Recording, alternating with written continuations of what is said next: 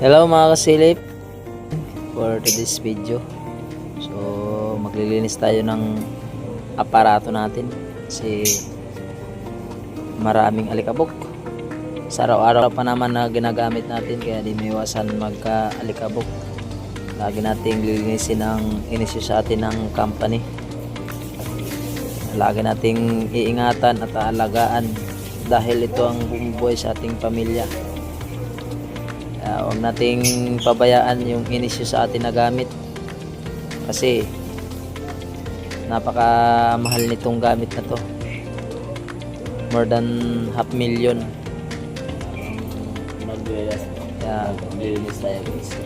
Huwag nating pabayaan na maging marumi kasi once na makita ng supervisor natin yan na marumi, so baka sasabihin hindi natin iningatan yung issue ng company. Kaya lagi po nating lilinisin, or sa isang linggo 3 times paglilinis. So pwede mo namang lilinisin hanggang nakatayo. Sa akin kasi mga kasilip, nililinis ko tuwing umaga or sa gabi.